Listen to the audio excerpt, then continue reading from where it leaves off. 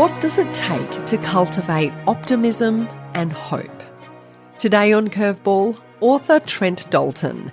It's the story of a boy from the wrong side of the tracks, a childhood of shady characters and crime, and how finding positivity in the middle of this bleak upbringing unlocked an outlook that Trent Dalton carries to this day. If you come from a place where you're finding love in incredibly dark men, you're literally stopping to look at the caterpillar and going, that caterpillar on that tree is amazing, as we're having the discussion over here about whether or not we're going to possibly be put in a home.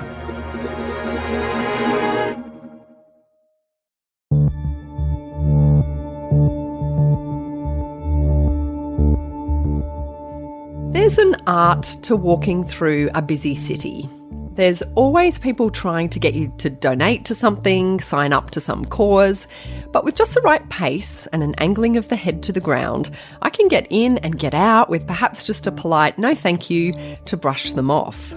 But if you're too good at avoiding human contact, you might miss the positive chance encounters, like running into an old friend you haven't seen in ages, or hearing a busker singing your wedding song and it really turns your day around. Author and journalist Trent Dalton was hoping he'd fall into the latter category of pleasant surprises when he set up a table with a typewriter on a busy intersection in Brisbane. He did this for 2 months, inviting strangers to sit down and share their love story with him on their lunch break. And plenty did as well. Enough to write a whole book. Trent's built his whole journalistic career on this knack for being able to genuinely connect with people, to draw their stories out and present them back with an uncanny attention to detail. It's a skill he honed through a childhood spent watching, staying alert in houses where you had to be on your toes. Trent, welcome to Curveball. So great to be here, Kelly. That's a beautiful summary of pretty much my life and what I try to do with writing. So thank you so much for being so thoughtful. What did bring you to that city street to ask people to share their love stories? My dear friend, Greg Kelly, one of my great lifelong friends, quite likely my best friend. His beautiful mum, Kath Kelly, died on Christmas Day 2020, right in the heart of COVID. So we're at Kath's funeral, which was on January 6th in the peak of summer. I was telling Kel how much his mum meant to me, and I just said, she used to send me stuff when I was a journalist and write me these beautiful typed letters on this Olivetti typewriter. And she'd say things like, Trent, go further, like keep going with your writing, you're onto something. This is early days journalism stuff. And she'd say, I really like that piece. You've got more in you, essentially. And I was telling Greg about this day, just going, mate, I just want you to know she really meant a lot to me. And he goes, oh, well, wait till you see this. And he leans into the back of his car and he pulls out this sky blue Olivetti typewriter and he says, one of her last requests was that you have this. It just came at the perfect time. Like I cannot even tell you. It had come just at a point in my life where, I wrote this book, Boy Swallows Universe, which is absolutely all about my childhood. And then I wrote this book, All Our Shimmering Skies, which is absolutely all about the death of this beautiful guy, my dad. So it was very interior and it was very sort of self-focused. And this beautiful guy, Greg, hands me this thing that is just this pure act of selflessness and generosity from his beautiful mum, who epitomised that type of behaviour. I was in that funeral with my wife, Fiona, and my eldest daughter, Beth, and I look around and the place is packed, Kelly, and it was just so striking to me, like people could not get a seat at this place if you came late. And I was like, oh, right, that's the secret to living. It's not writing these epic novels that I've been ambitiously writing. It's about living a life so true and so selfless that people won't be able to find a seat if they come late to your funeral. And Kath Kelly knew that. And so all of these thoughts were flowing through my head, and it was the heart of COVID. And I called up this beautiful guy, Greg, and I said, man, listen, I want to do something with your mum's typewriter, if you wouldn't mind me. I want to take it down to the corner of Albert and Adelaide Street in the busiest part of Brisbane and just sit there for 2 months with a sign saying, sentimental writer collecting love stories. Do you have one to share? unbelievably 200 people stopped. But here's the deep true answer, Kelly. Like, this is the thing I've only, you know how time only reveals these things to you, and I was down there to try and fix some things in my own marriage, you know, to be honest. I think I was trying to fix I think I'd gotten so swept up in, you know, my own sort of writing stuff that I think subconsciously I was like going, yeah, I need to really come back to like the real stuff that I care about, right?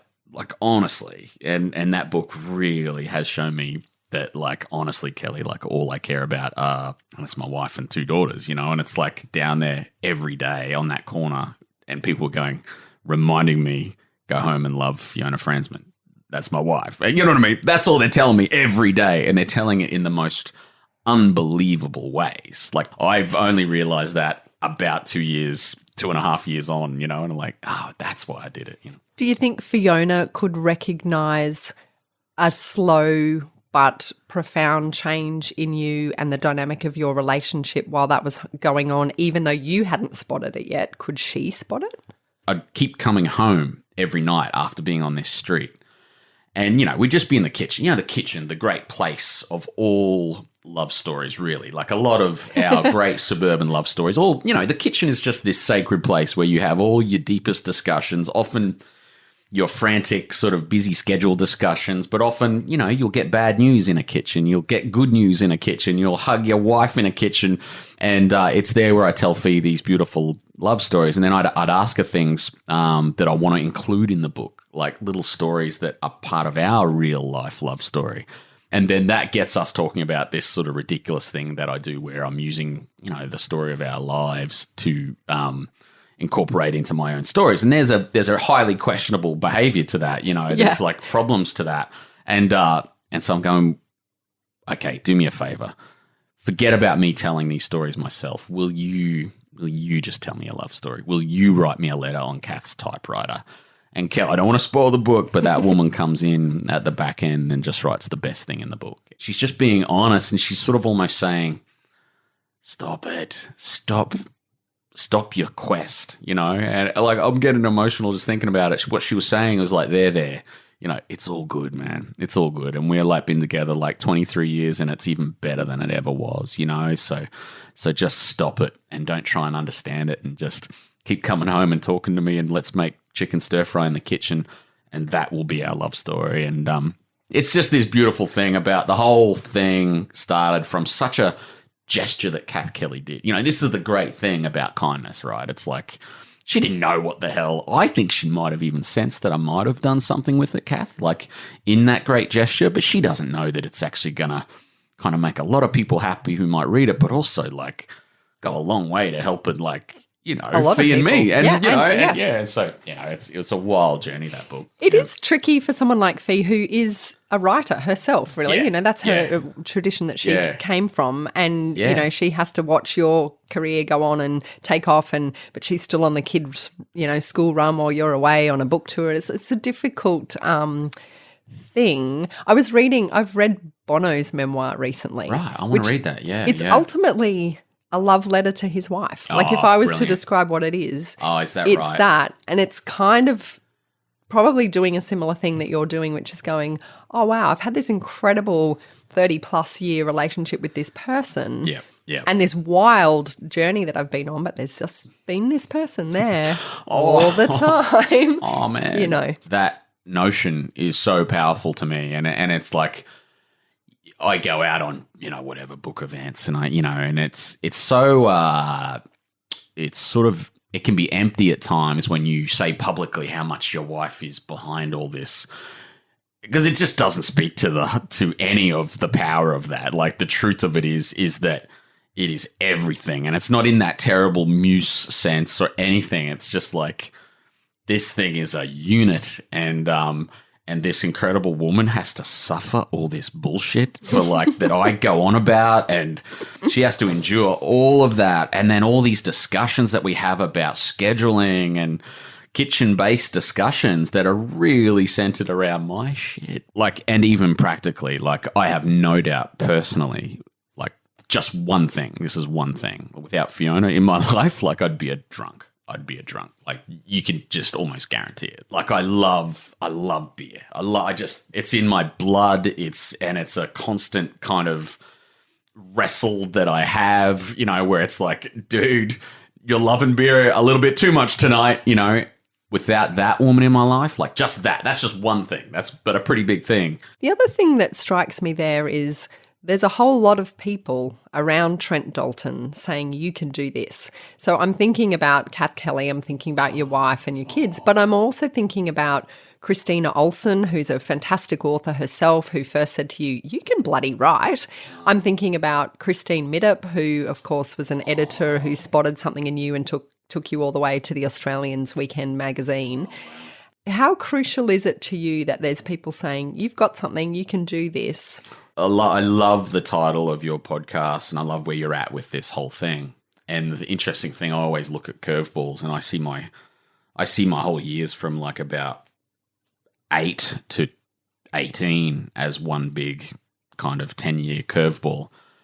All the stuff I speak about Boyce Wells Universe, we were raised by this guy I loved who was this heroin dealer, and he went away for 10 years, and I really miss that guy, and my mum just went through some real heavy shit. The amazing curveball about that is that this extraordinary woman transforms everything and is just this incredible. I'm talking about a 40-year-long curveball the other way that you don't expect, where she becomes this amazing grandma and just everywhere, and just the woman who is now, when I get a bit lost, just going, mate, you're killing it. Don't ever stop. I'm so proud. And at like 19, like, you don't expect a beautiful curveball. I don't know what the opposite of a negative curveball is. It's like a little in cricket you'd call them a lollipop, and it's like it's a ball that just floats up and you can easily smash it. Well, I had some lollipop balls come at me, and they were Chris Olsen, Christine Middup, Judith Ann Gerasimov, legend of Brisbane News, like 3 women right there who changed my life. But Chris Olsen's curveball was an absolute cold fish across my cheek, saying, and she was my tutor at this QUT creative writing class that I managed to weasel my way into after getting like the worst, end of year high school sort of score. And she just, we did this magazine writing assignment, and she just said, like, literally kind of grabs me and just goes, in case you don't know this, you were born to be a magazine writer. And when you hear something like that, when you've come from the kind of world that I'd come from, Kelly, it comes at you like, you should put some gold bells behind her head, and you should put some clouds behind her head. Like, I have a vivid image of her saying those words to me. You know what I mean? Like, I have a vivid image. And then, and I rated her so highly because I just knew she could write, and she was doing the odd feature for the Courier Mail at that point. Of course, she'd go on to become one of Queensland's greatest novelists. But to have that woman say that at that particular time, when you are absolutely on the knife edge of like, do I spend the rest of my life drinking bourbon and eating Red Rooster chips, or do I take this thing that Chris Olsen says I can do and try and turn that into something else, And do I take the 10-year-long curveball and turn it into this, and smash it back out of the park, And that was the great sort of thing, and that was so exciting and thrilling to explore. Then, 6 years later, all or nothing, land a job with the greatest editor in the history of feature writing, I believe, in Australia, Christine Middup. Doesn't know who the hell I am, doesn't know that much about what I've written aside from this massive portfolio of things I put together and all the promises I made to her about the type of journo I was going to be, and just saying things like, I'm going to go out on the street for 2 months and talk to people to get their love stories, sit on a corner, I'll be that type of journo. And she's like, I think you're kind of crazy, but I'm willing to hire you, and it's like, that's absolutely the unexpected curveballs that just make you, So these early days living with your dad and without your mum for a while because she'd fallen into some trouble, how did you spend your days? Like, was it a creative household? It was a very creative household in the sense of we were being raised by Lou Reed, you know, like, and no, dead set, like a really interesting, dark but wondrous man with so many demons, you know, covered in tats. You know, he's got the words like "fuck off" tattooed on the inside of his bottom lip.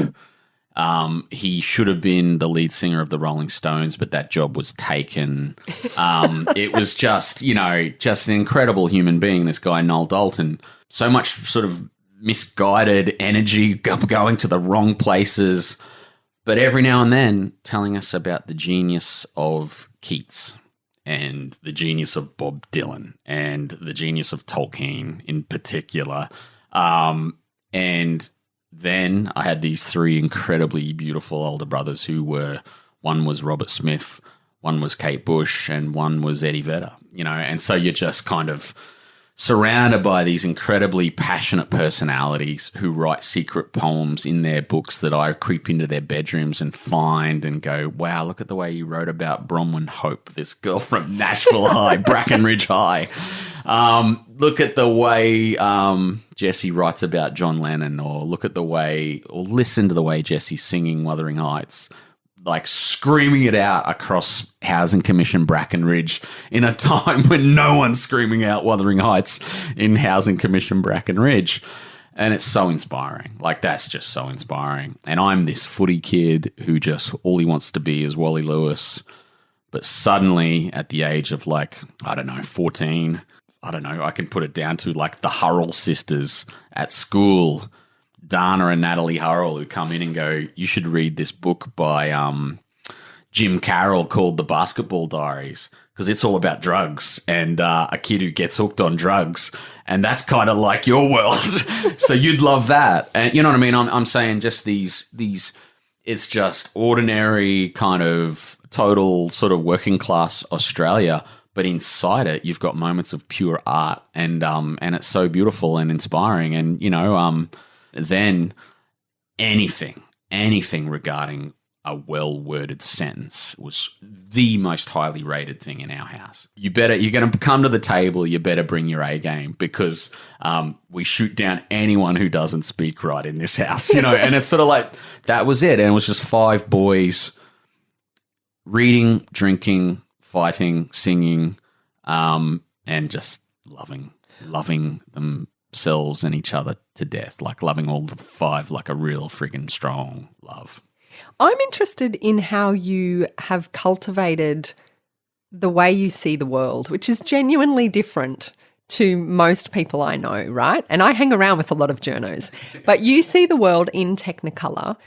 And I'm wondering, again, how much of that is innate and happen because of the way you were brought up, and how much of it is a discipline or a craft whereby in your life you really try to notice everything?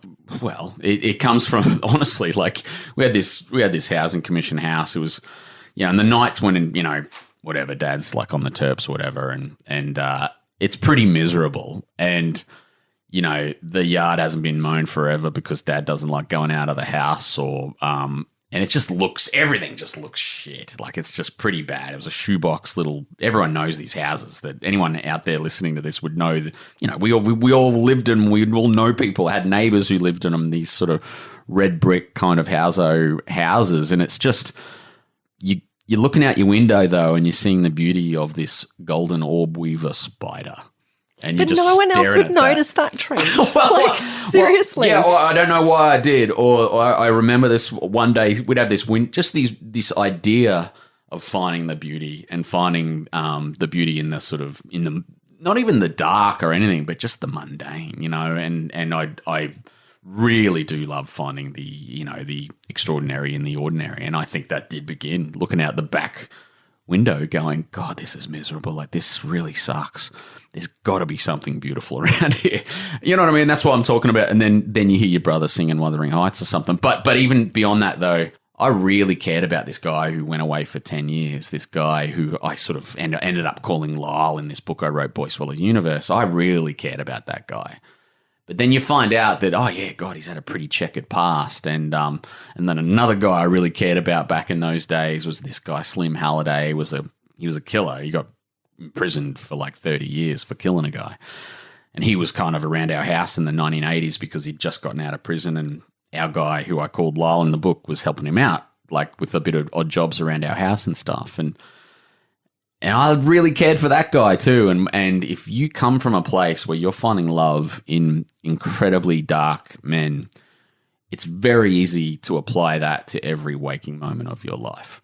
So you're literally stopping to look at the caterpillar and going, that caterpillar on that tree is amazing, as we're having the discussion over here about whether or not we're going to possibly be put in a home. Yeah.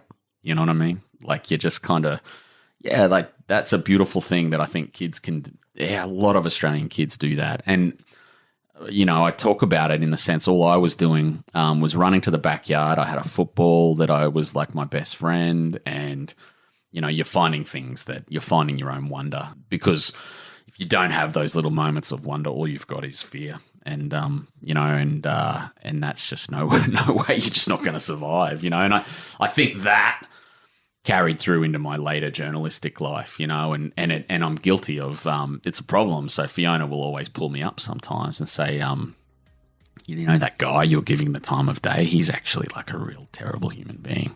So why are you finding the goodness in that guy when he really doesn't have any goodness? I'm just talking some subject I might be writing a story about, you know what I mean? And I'm actively trying to find some humanity in the person, because that's what I probably did all the time back in the day. And, you know, but that's a dangerous practice sometimes. So it's really interesting, but it's something I absolutely try and tell my own daughters to do, because I love doing that, you know. Look at your life as if you've just woken up and there's no information. You have no information on what you see. So please look at your day like you've just landed from Mars, and that day will be wondrous.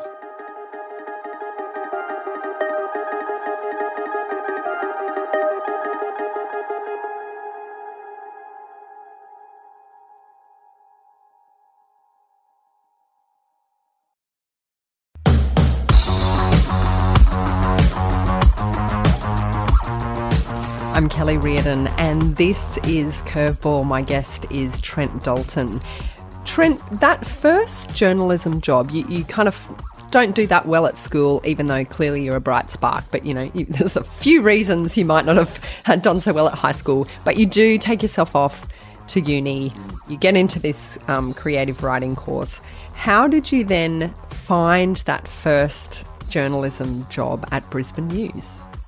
Because that was like, at that time, it was a sort of free, glossy magazine, but it was like everyone in Brisbane knew it, right? Oh, I'm so glad you say that. You mentioned that. It was a really popular magazine. It was hugely popular. Yeah, it was. And it was edited by a great editor, Judith Ann Gerasimov, who really built something really beautiful. Absolutely, Chris Olsen, when essentially Brisbane News calls up all the universities and says, look, we just need some sort of shit kicker role where the guy fills, you know, works his butt off, but fills holes in the spaces we have made by advertising, ads, spaces, and just works really hard and fills the holes. And Chris just says, I think I know a guy. Yeah. Then I remember it. I was at home. I was living with mum at the time, and we were living in this little flat in Albion. You know, I think it was on holidays from uni. I was watching this Oprah Winfrey show. And, you know, it's so funny because Oprah's like really big on life, you know, and you're just feeling miserable drinking VB and smoking your Winnie Blues, just going, yeah, right, Oprah, yeah, maybe one day, you know. And then this call, and it's just like, and you do start to believe in miracles when this, you know, we want you to come in for this interview on this magazine, Brisbane News, that I certainly knew about too, because we happened to live, Albion was sort of somewhat near the catchment of the Brisbane News magazines, and you'd see them around in cafes and stuff. And yeah, and I go in, and no reason to hire me. But I tell you, like, here's the thing that the curveball does for you, the 10-year curveball. The reverse of it is immense enthusiasm and gratitude. Immense. Like, it's just, there's no way and no day in which young Trent Dalton was ever going to be able to sort of possibly land some, even like, I'm talking, the job paid $26,000 a year. It wasn't like it was some incredible job, but it was a job and it was a start, and there was just no way that was going to happen. And so you're just naturally going to go into that room walking on air, and that comes across. Like, that will come across if you are deeply, deeply moved to be in the room, and you let people know that goes a long way. And like I tell people all the time, like, enthusiasm is the greatest asset if you can bring in. I'm talking anywhere, and this gets back to looking at the caterpillar. I'm talking about enthusiasm in the way you walk out the door, enthusiasm in the way you are, especially in a newsroom, when someone taps you on the shoulder and gives you, what's called the shit sandwich piece, where you don't even want to write it, but you're the one who says, I'll do it because you're enthusiastic. I say that to people all the time, but also enthusiastic in your love life, enthusiastic in the way you're a dad, enthusiastic in the, just the way you freaking wave at someone who lets you in on a busy road. You know what I mean? Like, it's just a great way to be. And sometimes I'm too enthusiastic, whatever, and people go, would you just, turn it down a couple of notches? But I've known you a long time. I've never known you to not be enthusiastic, and it's always about the little things. Like, we'll bump into each other at a school event, and you'll be so enthusiastic about the view that day, really? Or the way the wind's whipping through the trees. And I'm sure people think it's put on, and it's like, no, you cannot put that on. Oh, that's really sweet. No, they do, and I get it. It's also, it's a defense mechanism too. It is like, it's sort of like so it's sort of real, but I get why people would go, what's going on there? And there is something going on there. And even in my storytelling, like, people go, the stories are so optimistic.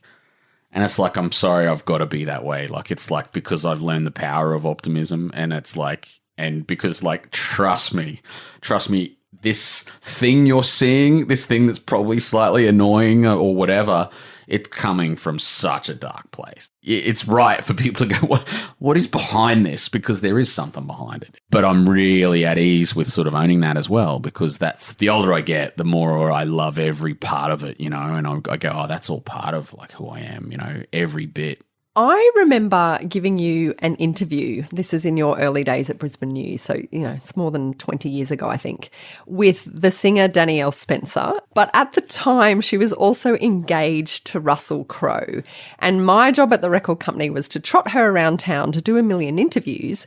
But the record company said to me, she's an artist in her own right. She's got a record coming out, and we don't want the press to really be talking about the Russell Crowe thing. So I was having this terrible time of it, because everywhere I went, that's all journalists wanted to ask. Yeah. In amongst all of that, you came to the office to do an interview. The thing that struck me was, after this day where I'm like, could people ask her about her music or something else that's not Russell Crowe? And I think you very quickly, in the first 5 minutes, could see that she didn't want to be asked that. You had those spidey senses up. And so you immediately, delicately went in the other direction around her career. And I noticed that. But after you left, she said to me, I still remember this. She said to me, that kid, he's going places. He is really good. He is patient and kind and curious and all of those things. But also what strikes me about that is, you are the young pup in the newsroom, where the expectation is you come back with that story about Russell Crowe so that we've got good copy. And yet you would have gone back with a completely different story. And then you've had to interview so many celebrities, the Anthony Hopkins of the world, that give you 10 minutes in a press call. How do you find story in those moments where really it's kind of pedestrian? It's a cattle call. Celebrities are rarely super interesting, big celebrities. How do you find grist for the mill? I remember her being so sweet, and I was at Brisbane News, and this is just Bowen Hills, and you got your it's 11 a.m. on a Tuesday. I open this mail, there's like a music DVD of 30 odd foot of grunts, Russell Crowe's band, and dead set, there's this card. It was just like, thanks for being so sweet. In the interview, regards, Russell Crowe. I was like, oh, wow. But I'll tell you about that is, people really make the mistake of forgetting that you will go so far if you're being human in that situation. That's all anyone wants. And you will often get so much more out of Danielle Spencer if you go in there being human and going, with empathy and going, I know exactly where you're coming from. I get it. I've read The Room. And I will still get that Russell Crowe quote. It's just that I'm not going to come at Danielle Spencer hammer and tong and going, when's the wedding? Who's going to be your bridesmaid? Exactly. What's your dress? And every time you will get so much more out of that person. You will get actually truth from that person about how much she cares about Russell Crowe or what her plans for the future are with that great actor. But also in those moments, what you're talking about, that kind of cattle call scenario, you know, that's when all that detail stuff really came into its own for me. Like, you've got 15 minutes with Anthony Hopkins and you've got to turn around a 2,000-word feature story and he's saying nothing. But then, okay, you're looking at all the details and you're looking at the way he's picking the gunk out of his fingernails because he kind of just found out he was about to divorce his wife and the last place he wants to be is in Australia in a hotel room talking about the sequel to Silence of the Lambs, you know? And so it's sort of... and then you're talking about that and you're talking about how he treats the photographer and all that stuff you're just picking up and, you know, you're taking all those details in, and I'd do that like endlessly because that was the best part of those things. Oh, man, and just being interested. So with Danielle Spencer, I genuinely was interested. I was like, for 7 minutes of that interview, I can easily summon up some interest in her record, you know, like what the hell's wrong with that? You know, it goes a long way with someone, you know? So I wouldn't just listen to the record. I would look at, like, what was she trying to say in these songs? And then you make that your avenue into something deeper about Russell Crowe. Like, it's like, hey, that track 11, I can tell that you wrote that after some heated argument with Russell. Is that true? You know, actually, good question. That's, you know, then suddenly you got this amazing little bunch of quotes. So it's the detail, this very visceral detail, but then it's also your ability with ordinary people in extraordinary circumstances. And there was a story that I think won your second Walkley Award, 2 Walkley Awards, note, which was about a really horrific event that took place in North Queensland. What happened on Murray Street and what drew you to that story? Oh, that was one of the darker stories, I'd ever written. Horrendous, tragedy of a mother who'd taken the lives of her children. And, tap on the shoulder, hey, Trent, can you go up to North Queensland and try and unpack this, try and make sense of it? And it's just the most impossible task. But what you do is you just start somewhere, right? And this is where, I really believe in the hard graft of work, and being and enthusiasm comes back to it. So you approach the task enthusiastically. So it's like, I will start at the top end of that street. And there might have been 100 houses on that street. It was a long street. And I just knocked on every single door and said, I'm so sorry, but there is this thing that happened in the middle of this street. And I just want to ask you, what's going on in this street and what do you know possibly led up to that, but not beyond that, knowing full well, right, from my own experience, that people don't necessarily get into episodes like that, waking up that day. And it, there is a massive lead up to those things, of course. And so let's unpack what is going on a societal level in that street that might cause that. And let's talk about the women in this street, and let's talk about what was going on with these kids. And so it was sort of a case of just doing the hard yards. And then eventually what happens is people go into themselves, right, and protect the street. But if you're there just working hard enough, man, like, people will go, wow, it's like 3 p.m. and that guy's still walking up and down this street. They will help you. They will help you out. And if you show that you're in it for the long haul, and that's what happened with that, I just kept going and going and going. And then eventually they said, oh, actually, there'd be someone, actually, you got to talk to this neighbor here. She knew her really, really well. She's the, she can actually, and she did, so this woman goes, no, I can tell you all about what was going through her head at that time. And yeah, incredibly dark things. I approached that. That was such a delicate story to write. And I was so grateful for the way it was received, because people took it as what it was, which was, man, that story gets back to, everything that's wrong with our country. Like, it's not it's not just what was wrong in that street. So it was sort of look at one house and let it speak to the broader things that are going on in this country, and it becomes very powerful. But you can only do that by just going into the detail of all of this human detail and connection. Is there something that you think now, being involved in that story, your own upbringing and your own backstory, that we could be doing in this country to transition kids who have a life like that into a successful adulthood? Is there something that helps? So I spoke about this only about 2 weeks ago.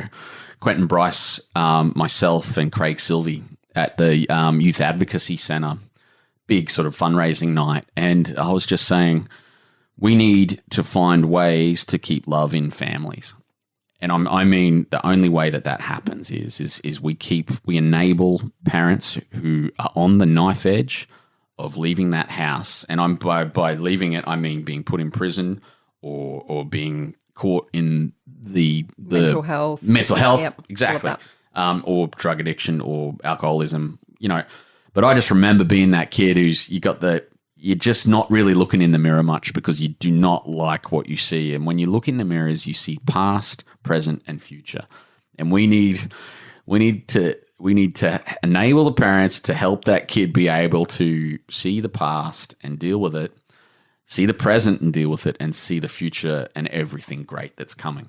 But honestly, I truly believe, there is a point in which every person who might be going into that world and falling off that knife edge, they've lost the ability to be loved by someone who will change their fate by just actively showing them the love that they don't want to lose, and to keep it, they will try and make something better of themselves. And and it's love is absolutely the key. And I know I'm big on love with all these love stories and stuff, but I'm talking about the deeper human love that everybody needs, and the difference between the Dalton brothers, I say this all the time, and this guy Lyle that's in that book, and Slim Halliday, is the Dalton brothers had Lyle, he was abandoned as a boy. He was raised by a prostitute and kind of, just went to Westbrook, boys' home, learned every trick of the trade, in that place, right?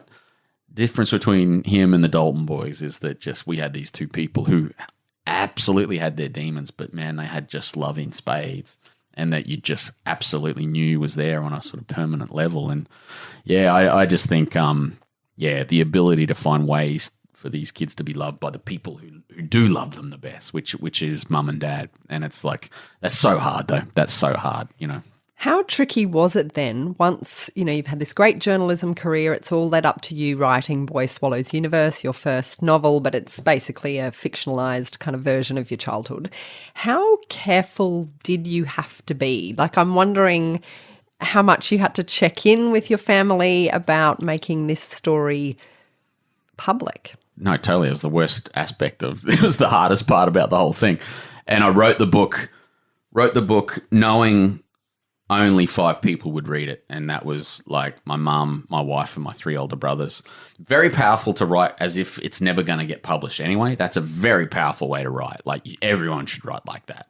Anyway, so I send it over to HarperCollins, and they kind of really just go a bit nuts for it, which was wonderful. But then the next thing is like, I turn to Fiona and I'm like, what the hell have I done? And then the next phone calls is to those beautiful people in my life. And it's like, hey, all that stuff that happened in the 1980s, I kind of wrote about it in this book. And and so then it's an absolute process of sending it to each one of those people and going, hey, please tell me if there's anything in this that you hate. Because and was there? No. Everyone was on board? No. I mean, because it is a work of fiction. So they just read it and go, wow, I know who that is. I know who that is. I know who that is. The thing about it, though, is that are they necessarily comfortable with it? It's like, do they hate it? No. Are they ready for it?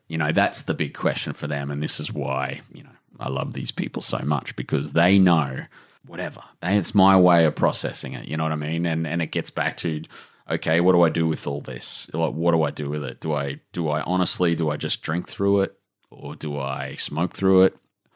I'm going to write through it. That's so powerful and so important, and I love those people so much for not, this beautiful mum of mine, she's retired now, but, she's got a job with a place she'd worked at for 25 years, It's a big thing for everyone to go, hey, I didn't know that about Kelly, you. She literally walked into her boss's office and it's like, I've got this son. He's a writer. He's written a book that's sort of inspired by this time where I was married to this really sort of successful drug dealer, and it was just the most awkward, you imagine, and like mum looks like one of the mums in Neighbours, and it's just so hilarious, and then but yet so beautiful I've talked to mum about this all the time. I've told her this is like you weren't able to give me anything. Like she was, both my parents really weren't able to give us boys much, but she gave me the greatest thing on earth, the greatest thing we can ever give someone, which is a story. She let me let it sing. You know what I mean? She allowed me to let it sing to her cost. You know what I mean? To her cost in awkwardness, that she has to go to every dinner party she will go to for the rest of her life. She has to go, yeah, that was me. Yeah. That's me. That's me. No, it's true. It's true. It's real. And she's so beautiful in the way she takes that. And it's like, Trent, if that's the worst thing that I have to do, then freaking hell, man. She's so proud of it all. Like, she's so proud of the journey. It's the greatest sort of thing about that book, yeah. But what about when Netflix come calling and say, we want to adapt this book? Because I think it's one thing for it to be a fictional but kind of based on real life book, right? Yeah. A book still is like a lot of imagination has to go on in the reader's head. Yeah. But to recreate it in film, recreate the streets you lived, the house, someone has to play her, someone has to play, was there a different tone to whether or not you should go ahead with it in its visual form? Look, I'm not saying my family are like, yay, I can't wait to see this thing. By no stretch, I don't think they are. But they're proud that they're going to see a bit of their world on the screen. Like we're going to see Bracken Ridge. Like we're going to see, I'm talking suburbs that have never, ever been mentioned in popular culture. I'm talking Darra, Queensland, Australia, recreated to 150 countries across the world, are going to look in and go, yeah, this is pretty much what Darra looks like. I mean, and let me tell you, it will, because we're using the very restaurants we used to go, the very amazing Vietnamese restaurants. And that's such a wonderful thing. And beyond that, Kelly, like every one of those people who come from those worlds will see themselves, and I never saw myself growing up on popular culture, and I live for popular culture. Like, I was watching Family Ties and going, wouldn't it be great to have a dad like Stephen Keaton? But it was sort of like you never saw your own dad on screen, and would have been amazing too, and I love the fact that some 14-year-old kid who's doing it tough out at Logan or someone in, western suburbs of Sydney is going to see their world, and that's really powerful. So that's all good in theory. And then I turn up on set, right? For the first time I turn up on set, and they have recreated my childhood home to infinite detail. Like they really dug deep. And I'm telling you, they've got Dad's stubby cooler. They've got the rugby league weeks on the coffee table. They've got the exact, do you remember those 1980s ashtrays, that sort of brown, yellow sort of glass type ashtray? Yeah, the rectangle with the little slots for the cigarettes. You know the one. And it's like, it's that brown veneer and it's just everything. And then I walk in and there's these two beautiful young actors, right? These two guys, Lee Tiger Haley and Felix Cameron. They're two most beautiful boys you're ever going to meet.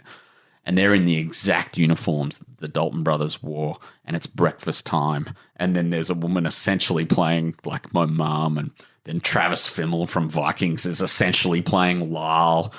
And I walk in with Fiona, and I give these boys the biggest hug, and then I turn to Fee and I go, I've got to get out of here. Like I've got to go. Like this is so emotional. Like this is so. It's hitting me so hard, and I just think I've got so much shit I haven't processed, and it's sort of like it's so funny, and so it was sort of, and I don't think people even on set kind of realized, and like it was just like they're like, isn't this amazing? Isn't this amazing? I was like going, yeah, it is amazing. But yeah, the truth of it is, it's just you're too good at your jobs because this is hitting me very deeply. Yeah. Did you have any involvement in writing the screen part of it? Yeah.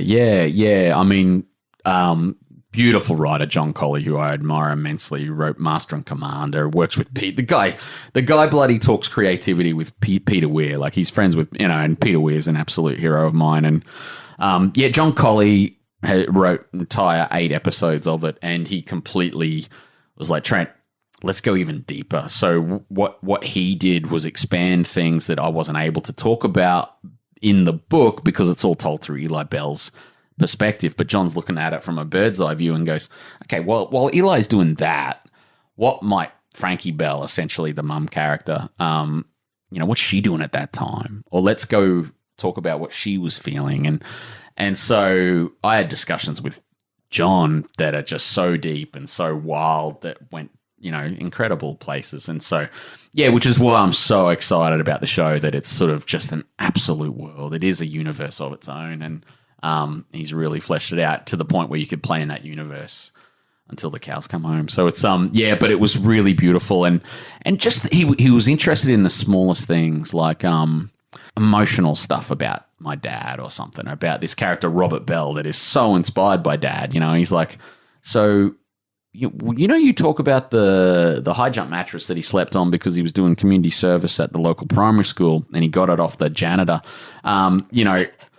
What did that look like, or where were the cigarettes staying, or whatever, and it was just so deep and so wonderfully creative to sort of explore all this stuff with John, and a man who's so open to just filling these characters out so wonderfully. It was just incredible. Yeah, it was amazing. I can tell in so many of your interviews how much your dad means to you and what respect you've had and still have for your late father. Yeah. And you talked about how Fiona has sort of had to teach you and reteach you and unteach you and teach you again on how to be a good husband. But I'm wondering, without a traditional father role model, even though he was a role model in some ways, who taught you to be a good dad?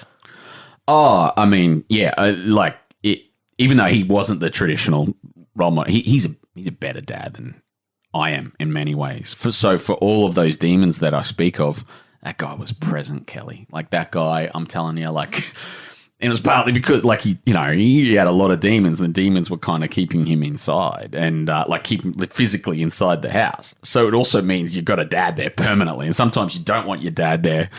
But man, that guy was there every step of the way, and he puts me to shame sometimes when. Sometimes when I'm even in the house, I'm not present because I'm off thinking about some story, or I'm off, doing something, or I'm chasing this thing that I don't like. I talk about all the time. It's like, what the hell am I trying to prove, Kelly? Like, what am I trying to prove now? Like, it's just like, and who am I trying to prove it to? Yeah, you're enough, right? Man, okay. My old man didn't care about that. You know what I mean? My old man was totally enough. Even like my old man was saddled with himself, and he was kind of like fully aware of all the problems that came with. Yeah, he wasn't chasing some other thing though. Yeah, and thank you. That's really sweet. That enough thing. I love that what you say. Yeah, and maybe that's it. I don't know.